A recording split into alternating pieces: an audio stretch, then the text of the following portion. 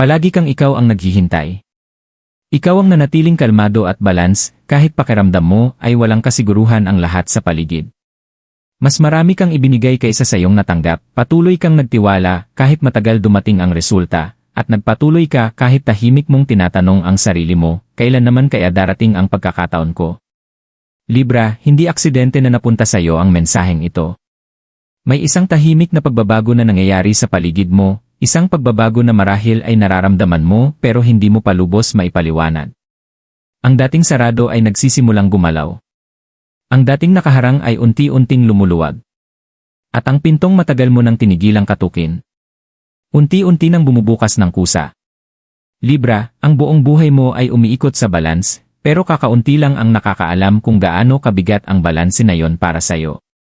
Habang ang iba ay nagmamadaling umusad, natutunan mong maghintay. Habang napapalibutan ka ng kaguluhan, ikaw ang naging kalmado.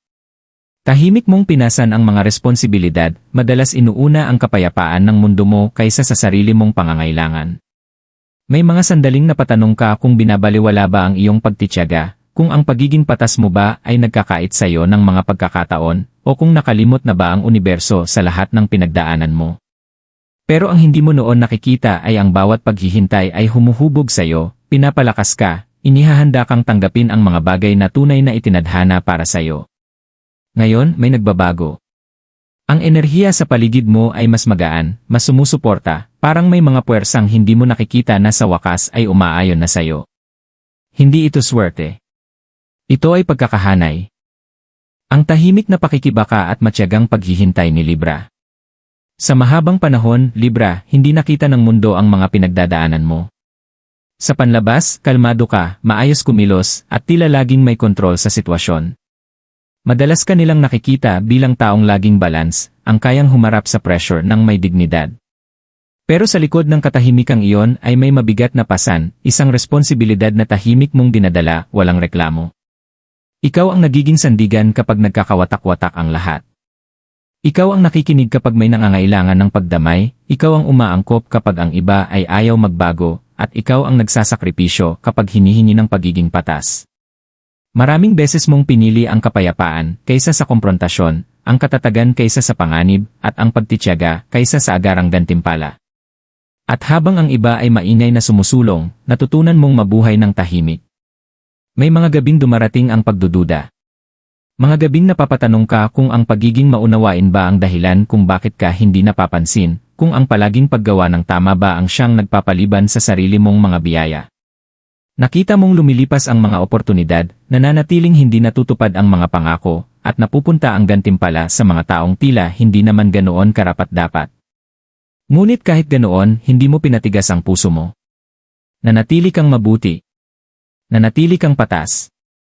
Nanatili kang umaasa kahit masakit. Mas bumigat ang paglalakbay na ito dahil kakaunti lamang ang tunay na nakaunawa sa iyong pasan. Hindi nila nakita ang emosyonal na pagod, ang pinansyal na bigat, o ang mental na pagkapagod na kaakibat ng palaging pagsisikap na panatilihin ang balanse ng lahat. Bihira kang humingi ng tulong, hindi dahil hindi mo kailangan, kundi dahil naniwala kang darating din ang panahong magiging patas ang lahat. At sa mga paraang hindi mo noon nasusukat, dumating na iyon. Bawat sandali ng paghihintay ay humubog sa iyo. Bawat pagkaantala ay nagpatibay ng iyong kakayahang kumilala kung ano ang tunay na mahalaga. Bawat tahimik na sakripisyo ay naglatag ng pundasyon para sa isang bagay na mas malaki kaysa sa panandaliang tabumpay. Habang pakiramdam mo ay walang nangyayari, may mahalagang nabubuo sa ilalim ng lahat. Pinagmamasdan ng universo kung paano mo hinaharap ang kawalan ng balanse nang hindi nagiging mapait. Tinitingnan nito kung paano ka nananatiling matatag kahit walang kasiguruhan ang paligid. At ngayon, ang tahimik mong pagtitiis, ang mismong bagay na inakala mong pumipigil sa iyo, ang siyang nagiging dahilan kung bakit handa ka nang tanggapin ang mga biyayang hindi kayang dalhin ng iba. Ang punto ng pagbabago, kapag nagsimulang gumalaw ang enerhiya. Dumarating ang sandali sa bawat mahabang paglalakbay kung saan may isang banayad na pagbabago. Hindi maingay. Hindi biglaan. Kundi tahimik, halos marahan. Para sa iyo, Libra, ang pagbabagong ito ay hindi dumating bilang isang dramatikong pangyayari. Dumating ito bilang isang pakiramdam. Isang sensasyon na ang bigat na matagal mo nang pinapasan ay unti-unti nang gumagaan, kahit hindi mo pa lubos maipaliwanag kung bakit. Maaaring napansin mo ito sa maliliit na bagay. Mas kalmadong isipan. Isang biglaang linaw kung saan dati ay puro kalituhan. Ang mga desisyong dati mabigat ay ngayon mas magaan na, mas natural. Ang mga sitwasyong dati emosyonal kang inuubos ay wala na ang dating kapangyarihan sa'yo. Hindi ito aksidente. Ito ay pagkakahanay. Gumagalaw ang universo ayon sa mga ritmo, at sa mahabang panahon, ang ritmo mo ay nangangailangan ng pagtitiyaga at paghahanda. Ngayon, nagbabago ang agos. Ang mga bagay na dati tumatanggi sa pagsisikap mo ay nagsisimula ng umayon. Ang mga pintong matagal na nanatiling sarado ay unti-unting lumuluwag, hindi dahil pinilit mo, kundi dahil handa ka na ngayong pumasok. Ang puntong ito ng pagbabago ay hindi na tungkol sa paghahabol o pagpapatunay ng sarili. Ito ay tungkol sa pagkilala na ang enerhiya mo ay lumipat na mula sa simpleng pag-survive tungo sa pagiging handa. Hindi ka na kumikilos mula sa takot na mawalan, kundi mula sa tiwala sa tamang panahon. At ang panloob na pagbabagong iyon ay makapangyarihan, nagpapadala ito ng malinaw na senyales palabas. Maaaring mapansin ng mga tao ang pagbabago sa iyo. Maaaring dumating ang mga oportunidad nang hindi mo kailangang ipilit. Mas dumadaloy ang mga usapan. Dumarating ang tulong sa mga paraang hindi mo inaasahan. Ito ang mga palatandaan na ang balanse na matagal mo nang pinapanatili sa loob ay nagsisimula ng magpakita sa labas. Mahalagang maunawaan na ang sandaling ito ay hindi dumating ng maaga at hindi rin nahuli. Dumating ito eksakto sa panahong kaya mo na itong tanggapin nang walang pagdududa sa sarili, walang pag-aalinlangan, walang pagtatanong sa iyong halaga. Hindi ka na sinusubok ng universo, tumutugon na ito sa iyo. Ito ang yugto kung saan nagtatagpo ang pagsisikap at daloy. Kung saan nagtatagpo ang intensyon at oportunidad. Kung saan ang mahabang paghihintay ay nagiging tahimik na pag-usad.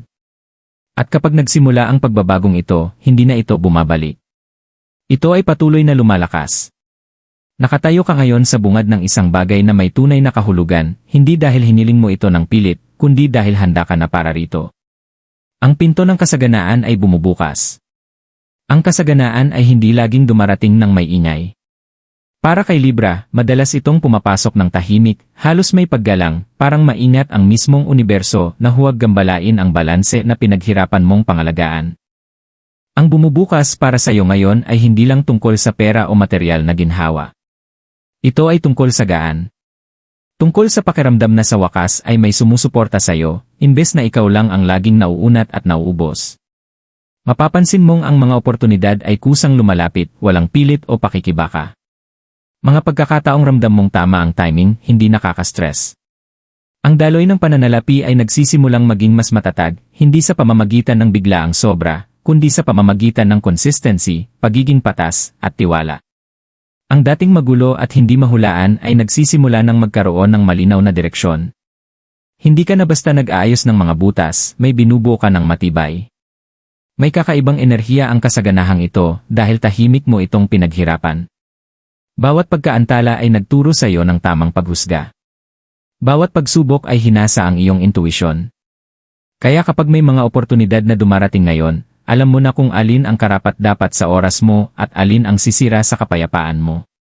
Ang karunungang iyon ay bahagi mismo ng gantimpala. Dumarating din ang suporta sa anyong tao. Ang mga taong minsang hindi nakapansin sa pagsisikap mo ay nagsisimula ng kilalanin ang halaga mo. May mga kakamping lilitaw sa mga paraang hindi mo inaasahan. Ang mga usapan ay nagbubukas ng mga pinto. Ang simpleng desisyon ay nagiging simula ng mas malalaking pagbabago. Unti-unti mong nauunawaan na ang kasaganaan ay hindi lang tungkol sa pagtanggap ng mas marami, kundi sa pagtanggap ng angkop.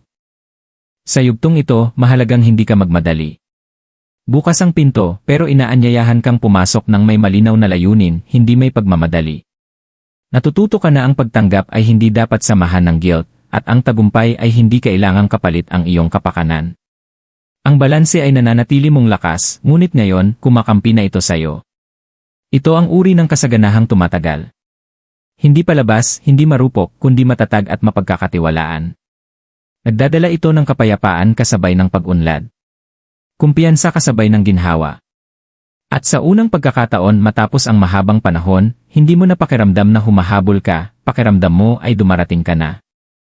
Hindi na sinusubok ng universo ang iyong pagtitiyaga.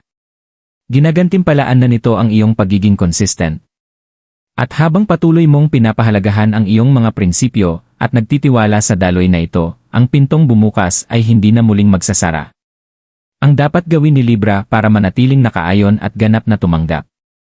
Ngayong bumukas na ang pinto, Libra, ang pinakamahalagang gawain ay nagiging panloob.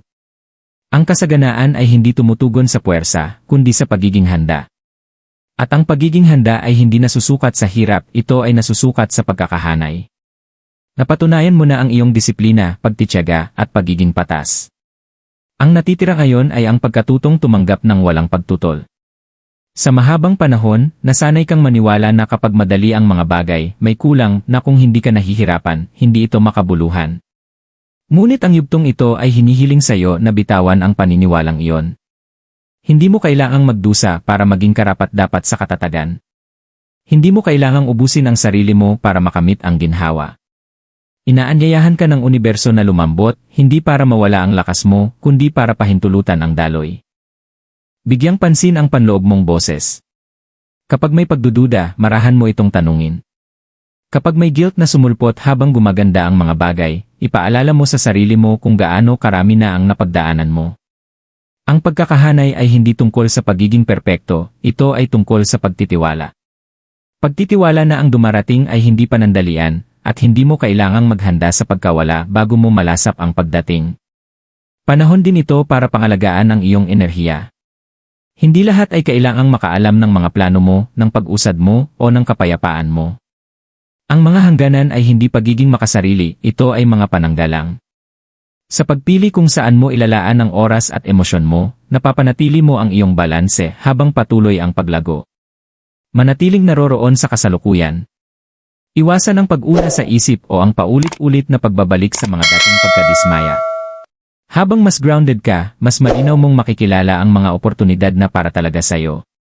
Hindi mo kailangang habulin ang mga ito, mararamdaman mong pamilyar, na para bang matagal ka na nilang hinihintay. Ganito ka mananatiling nakaayon sa paggalang mo sa sarili mo tulad ng paggalang mo sa iba. Kapag ginawa mo ito, ang pagtanggap ay nagiging natural, at ang kasaganaan ay patuloy na dadaloy, walang sagabal, walang putol. Babala at paalala, huwag harangan ang daloy. Habang gumaganda ang enerhiya sa paligid mo, Libra, mahalagang manatiling mulat sa mga banayad na pattern na maaaring magpabagal sa momentum na ito, hindi bilang parusa, kundi dahil sa kawalan ng balanse. Hindi binabawi ng universo ang mga ibinibigay nito, ngunit tumutugon ito sa pag-aatubili. At matapos ang mahabang panahon ng paghihintay, ang pag-aatubili ay maaaring maging pamilyar. Isa sa pinakamalaking hadlang para sa iyo ay ang sobrang pag-isip. Kapag nagsimulang dumaloy ng maayos ang mga bagay, maaaring maghanap ang isip mo ng mga nakatagong problema na parang may inaasahang masamang mangyayari. Nabuo ang ugaling ito noong panahong hindi sigurado ang katatagan. Ngunit ngayon, hindi ka na nito pinoprotektahan, nililihis ka na nito. Hindi lahat ng bukas na pinto ay nangangailangan ng pagsusuri. Ang ilan ay sadyang dapat pagtiwalaan. Isa pang hadlang ang labis na pagsasakripisyo ng sarili. Maaari kang matuksong ipagpaliban ang sarili mong pag-usad para sa kapakanan ng iba, o ayusin muli ang mga sitwasyong hindi na nangangailangan ng iyong pakikialam. Tandaan, ang balanse ay hindi nangangahulugang pantay na kawalan. Ibig sabihin nito ay makatarungang palitan. Pinapayagan kang umusad ng hindi kinakailangang buhatin ang lahat. Maging maingat din sa kung sino ang binibigyan mo ng access sa iyong enerhiya. May mga taong komportable sa bersyon mo na palaging nahihirapan, ngunit nagiging hindi mapalagay kapag nagsisimula kang umangat.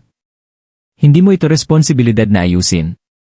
Ang tahimik na pag-unlad ay hindi nangangailangan ng paliwanag o pahintulot. Simple ang paalala, manatiling naririto, manatiling grounded, at huwag umatras dahil lang sa nakasanayan. Ang daloy na nararanasan mo ngayon ay binuo sa pamamagitan ng pagtitiis, hindi ng tsamba. Magtiwala na alam nito kung saan ito patungo. Sa pananatiling bukas ng hindi pabaya, at kumpiyansa ng hindi matigas, hinahayaan mong natural na magbukas ang yugtong ito, walang pagtutol, walang sagabal. Libra, kung may isang mensahe ang universo na nais nitong marinig mo ngayon, ito yon, hindi ka kailanman nakalimutan.